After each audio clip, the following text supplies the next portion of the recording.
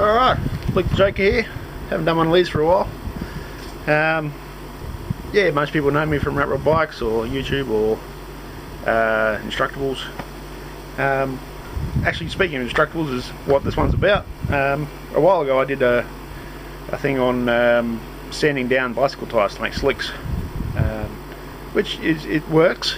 It's not brilliant because the tyres end up fairly thin. It's fine for a show bike or something that doesn't get ridden a lot, but for something you get used every day, it's not brilliant because the tyres end up really thin and easy to puncture. Don't last long.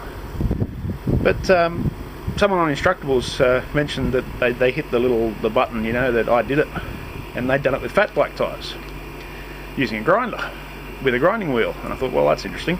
But apparently the result was really good. And that reminded me about these fat bike tyres I have. I got some of the when the fat bikes first come out in Walmart over in America.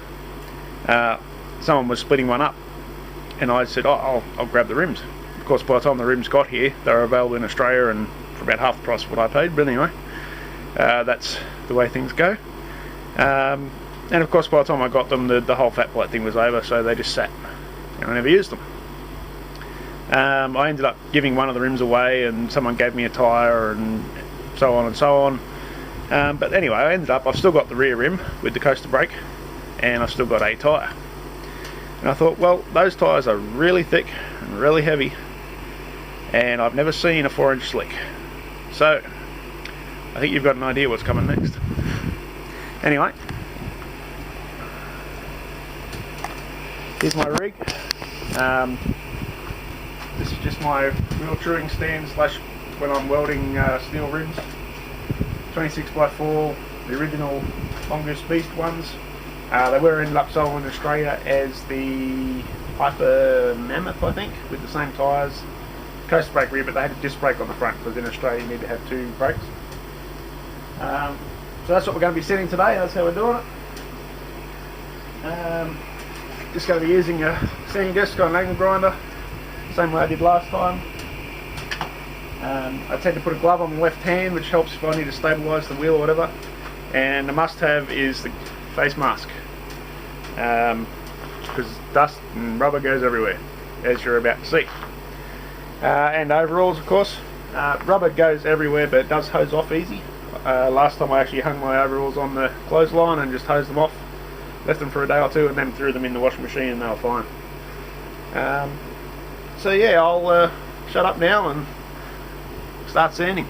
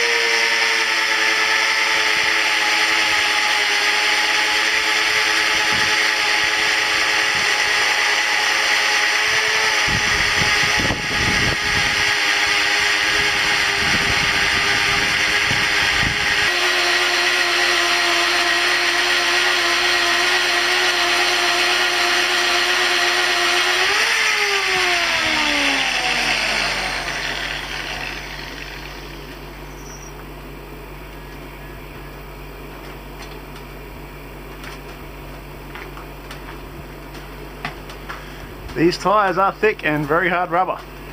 A bit out of practice, of course, too.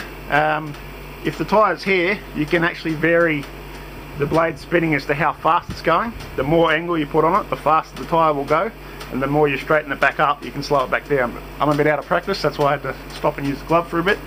As you can see, it's my very best glove that caught fire on me the other day. That was good fun.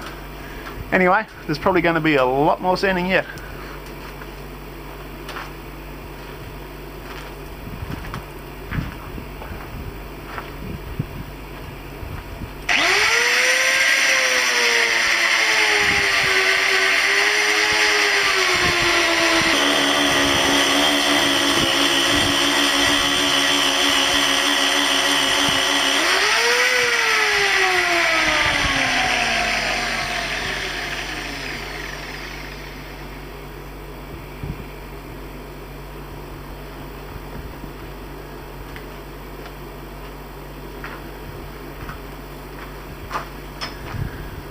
Well, that's certainly quicker, but this rubber is so hard. As you can see, I've actually heat blistered the disc. So I'm going to pause the video there and see if I can find one with a more grit on it. Not as fine for this. Okay, the only sanding disc I've got with the coarser grit is a flap disc, so I'll give that a go.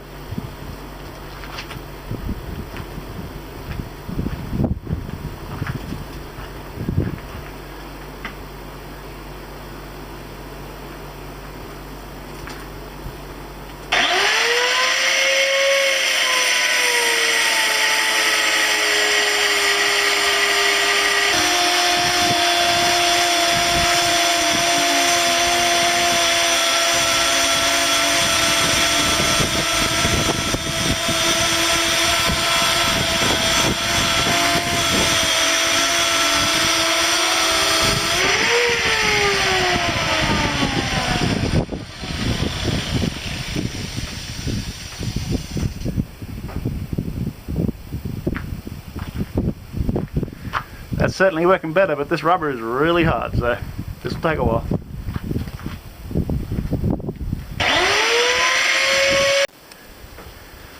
Alright, I'm just stopping for a bit, let the grinder cool down, getting a bit hot. But I'm probably getting close to halfway through. As you can see, these tyres are fairly out of round. But yeah, I think it'll come up nice. Given enough time. So yeah, I'll get back to it in a minute and I'll give you another update. Alright, we're about halfway done now. Actually went in, because it's so out of round, I went in and did some areas just a little bit more, just to even them all up, and then got it spinning again to even it all out. And as you can see, I've actually even gone down the sidewall a bit. Get that nice full buff look all the way around. That's looking pretty good. Pretty happy with that. Yeah, so I'll keep going. As you can see, I'm getting pretty filthy.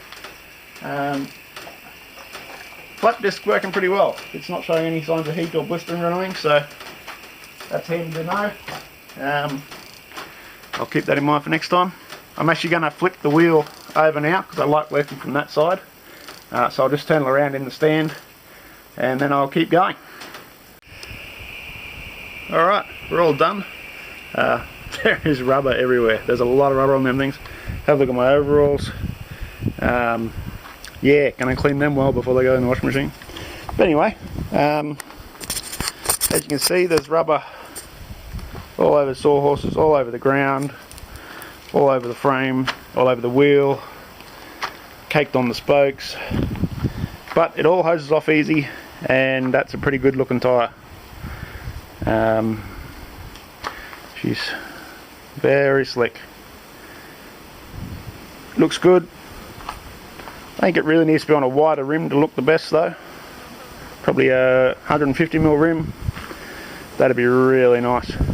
As you can see, I buffed right down the sides as well. Took off all the writing. Made it look a bit like a racing slick.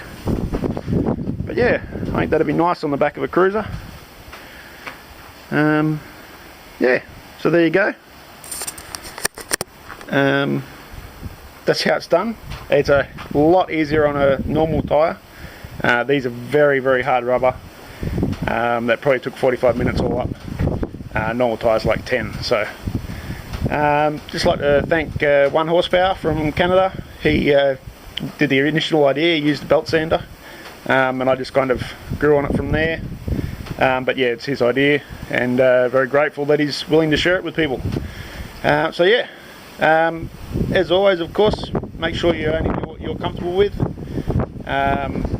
Don't go doing anything crazy and get yourself in trouble. Certainly don't use a grinder one-handed if you're not comfortable with that. Get someone else to hold the tyre and slow it down with a glove. Yeah, just don't be silly. Make sure you got face masks, make sure you got covering on. I'm pretty sure you don't want that stuff going in your lungs. So yeah, anyway, see you next time. Catch ya.